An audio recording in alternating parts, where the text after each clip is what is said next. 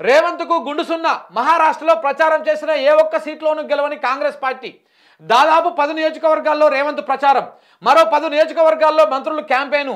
ఏ ఒక్క చోట గెలవని కాంగ్రెస్ అభ్యర్థులు. మనోళ్ళు ప్రచారం చేసిన ఏ ఒక్క సీటు కూడా గెలవలేదంట. రేవంత్ రెడ్డి గారు లెగ్గు పెట్టేటువంటి 10 స్థానాలు గోయిందా గోయిందా. మాణిక్యం ఠాకూర్ ఆయన ఉంటాడు ఆడ మహారాష్ట్ర, ఆయనను కూడా ఓడగొట్టాడు మన రేవంత్ రెడ్డి. పోయి లెగ్గు మహిమ అలాంటి లెగ్ అన్నమాట. ఇక మంత్రులు వైరు, సీతక్క, ఆయక్క, ఈయక్క, ఆ అన్న, ఈ అన్న అందరు వైరు ఆడికి పొన్నం గిన్నం అంతా. మన కోమటిరెడ్డి వై కూడా మొత్తం జ్యూస్ మంత్రి ముచ్చట్లు అని చెప్పొచ్చింది ఆడిపోయి. ఆయన ఆడ కూడా అన్ని ఓడిపోయినాయి. పోయి ప్రచారం చేసిన ఎక్క దగ్గర కూడా గెలవలే. ఏ ఒక్క చోట గెలవని కాంగ్రెస్ అభ్యర్థులు. సీఎం ప్రచారం చేసిన చోట ఓడిపోయిన రాష్ట్ర కాంగ్రెస్ ఇన్ఛార్జి మాణిక్రావు ఠాక్రే ఆయన కూడా ఓడిపోయింది. సీతక్క ప్రచారం చేసిన బీజేపీ అభ్యర్థులకు 70,000కు పైగా ఓట్ల మెజారిటీ అంట. మామూలు ఎఫెక్ట్ అసలు ఇది, మామూలు ఎఫెక్ట్ కాదు. సీతక్క ప్రచారం చేసిన దగ్గర 70,000 ఓట్లకు పైన మెజారిటీ వచ్చిందంట బీజేపీ వాళ్ళకి. మరి ఈడ రీల్స్ చేసారు ఆడిపోతే. ఈడ ఏదో కాలువ దాటినట్టు, గుట్ట దాటినట్టు, షెడ్ దాటినట్టు రీల్ చేయాలి, పెట్టాలి. సీతక్క జై, ప్రజానాయకురాలు జై అని చెప్పేసి జైలు కొట్టించుకోవాలి మన పెయిడ్ బ్యాచ్ని పెట్టి. అది అట్లా ఉండదు కదా మహారాష్ట్రలో. రీల్స్కు పడిపోరాడు జనం. తెలంగాణ ప్రజలు అమాయకులు కాబట్టి రీల్స్కు పడిపోతారు. సరిహద్దు నియోజకవర్గాల్లో హస్తానికి టాటా చెప్పిన ప్రజలు. తెలంగాణ నేతలను నమ్ముకొని నిండా మునిగిన ఢిల్లీ పెద్దలు. 100%. తెలంగాణ నేతలపైన ఆశలు పెట్టుకున్న ఢిల్లీ కాంగ్రెస్కు మహారాష్ట్రలో నిరాశ మిగిలింది.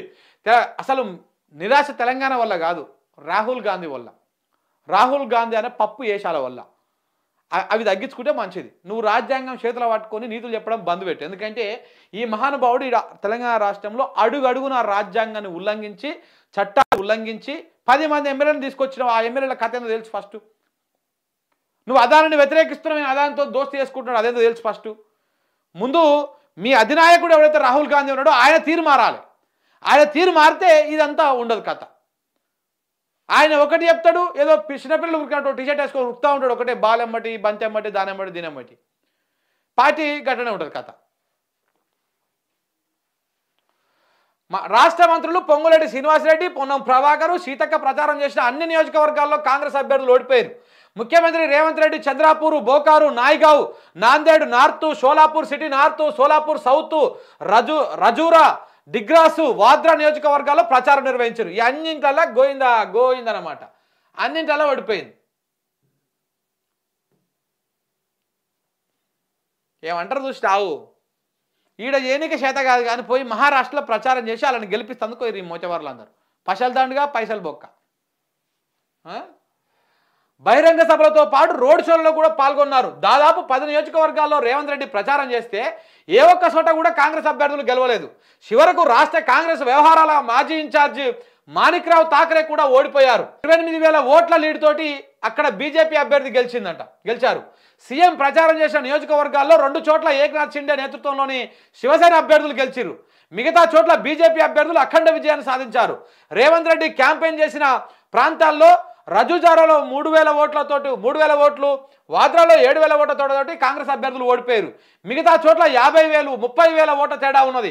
మొత్తం రేవంత్ రెడ్డి ప్రచారం చేసిన అన్ని నియోజకవర్గాల్లో బీజేపీకే గెలుపు సొంతమైంది. ఇక తెలంగాణ సరిహద్దులో ఉన్న చాలా నియోజకవర్గాల్లో మంత్రులు పొంగులేటి శ్రీనివాసరెడ్డి, సీతక్క, పొన్నం ప్రభాకర్ ప్రచారం నిర్వహించారు. మా వెంకటరమణ మర్చిపోయినావు నువ్వు. వెంకటరమణ గురించి రాయలే మా జ్యూస్ మంత్రి. అయితే ముఖ్యమంత్రి ఆడికి ప్రచారం చేసింది మరి కాంగ్రెస్ పార్టీకి ఓటేయమని ప్రచారం చేసిండా, లేకపోతే బీజేపీకి, శివసేన షిండేకి ఓటేయమని ప్రచారం చేసినా అర్థం కావట్లేదు. ఆడికి అన్నింటిలో ప్రచారం చేస్తే ఒక్క దాంట్లో గెలవాలి కదా. ఒక్క దాంట్లో అన్ని ఓడిపోయింది. సీతక్క ప్రచారం చేసిన షిరిడీలో 70,282, నందూర్బర్లో 76,247 ఓట్ల మెజారిటీతో బీజేపీ అభ్యర్థులు విజయం సాధించారు. అయితే మన రాష్ట్రానికి సరిహద్దుగా ఉన్న మహారాష్ట్రలోని జిల్లాల్లో చాలా వరకు తెలుగు వారు నివసిస్తూ ఉంటారు. షోలాపూర్ కావచ్చు, చంద్రపూర్ కావచ్చు, నాందేడ్ కావచ్చు, ఇలాంటి ప్రాంతాల్లో మన రాష్ట్రం నుంచి వెళ్ళి అక్కడ స్థిరపడిన వారు నిత్యం ఇక్కడికి రాకపోకలు సాగిస్తూ ఉండే వాళ్ళు కూడా ఉంటారు. ఈ ప్రాంతాల్లో ముఖ్యమంత్రి రేవంత్ రెడ్డి మంత్రులను తీసుకెళ్లి ప్రచారం చేయించారు. తెలంగాణలో 6 గ్యారెంటీలు అమలు చేస్తున్నామని, మహారాష్ట్రలో గెలిపిస్తే తెలంగాణలో మాదిరి మహారాష్ట్రలో కూడా అమలు చేస్తామని వారితో చెప్పించారు. దీని ద్వారా ఆయా ప్రాంతాల్లో ఉన్న తెలుగు వారు హస్తానికి ఓటేస్తారని ఢిల్లీ పెద్దలు భావించినట్టుగా తెలిసింది. కానీ అధిష్టానం పాచికలు రివర్స్ అయ్యాయి. ఇప్పటికే తెలంగాణలో హామీలు అమలు కాలేదని ప్రజలు తిరగబడుతున్నారు. దీనికి తోడు సరిహద్దు ప్రాంతం కావడము, మన రాష్ట్రంలో కాంగ్రెస్ పాలన ఎలా ఉందో వారంతా చూస్తూ ఉండటము, హామీల అమలుపైన వారికి పూర్తిగా అవగాహన ఉండడం వలనే హస్తం గుర్తుకు ఓటేయలేదని తెలుస్తోంది.